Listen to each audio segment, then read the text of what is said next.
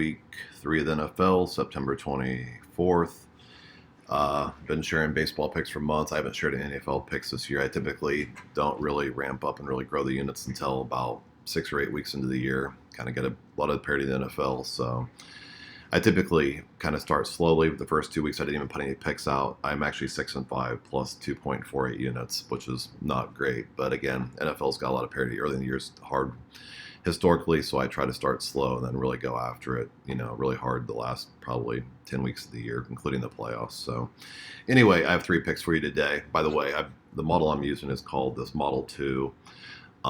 It's based on the first 2 weeks of historical data, so it's obviously, not this good, but it's encouraging. Based on the model, the money line bets would be at 93%, the spreads would be at 70%. That's a model I'm using based on the first 2 weeks data, and knowing how to read the lines and knowing NFL and things like that. So going to the games, I've got 3 games for you. They're all 1.5 units apiece.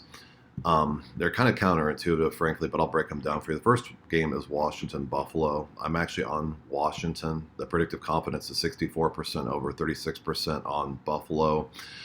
I'll try to make this where you can see all of the model. You can't quite see it all, but the point of it is there's a much higher predictive confidence based on the analytics adjusting and the formula running against the team stats, which is largely offensive rushing, passing, turnovers, defensive rushing, passing, defense, things like that, right? So anyway, the point here is this is plus 28% difference. You got reverse line movement, which honestly the first couple weeks of the year I think it was like 1 and 2 at 33% win percentage. It wasn't compelling, but it's definitely a good indicator to me, honestly. It's not the only thing I look at, the only data point, but it's one of about 6 different key data points. And overall, you can see the Poisson model likes Washington to cover. What else do we have here? I basically have this line at 5.5, and there is no game so far this year at 5.5 point spreads. There's no analytics on that. The split is on Washington at 25%. It was at 33% earlier when I looked at it. That was at 1 and 2 and basically negative 1.1 units. I don't have the 25% range in front of me. Actually, I could probably tell you. I actually don't have the analytics for that. 25% of the splits falls into this category. It's still 33%, so it's the same thing.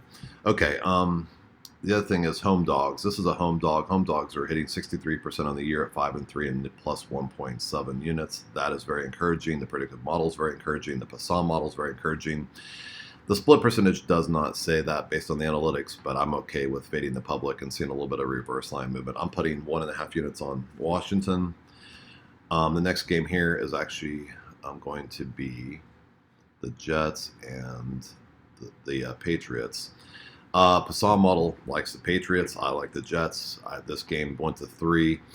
I actually put 1.5 units on the money line at plus 125. I think the Jets win the game. If you want to take that 1.5 units and bet it on the Jets plus 3, feel a little safer, feel free to do that. It's not my call, and that's obviously your call. The split percentage, again, is at 33%. There is no game so far this year where the closing line was plus. Well, I had it 2.5. Now it's at 3. I don't have the analytics in front of me because the lines are moving, of course. We'll see what the line looks like with a spread of 3. Spread of plus 3 games are 3-0 and plus 2.8 units. So that's very encouraging. That's a good indicator. Small sample size, to be fair.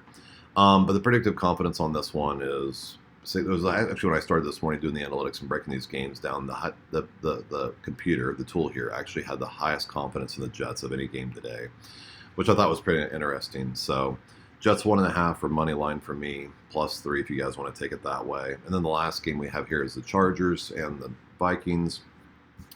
Poisson model likes the Chargers to win. I think the Chargers are going to win. This game went from plus 1 to a pick'em.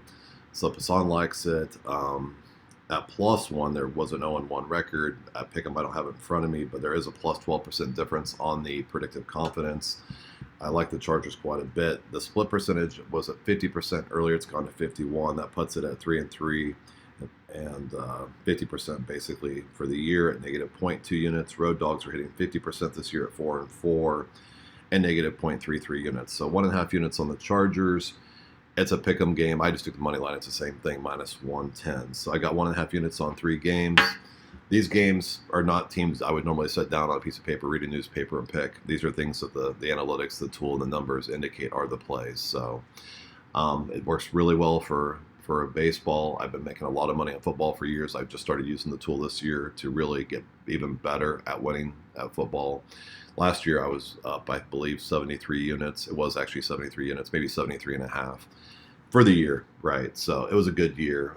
Crushed it after Thanksgiving, like most years. Usually it's about that time when I really get the analytics and understand what's going on and can really start to make the money. So anyway, good luck, folks. Hope your fantasy teams are kicking butt, and go Chiefs. Bye.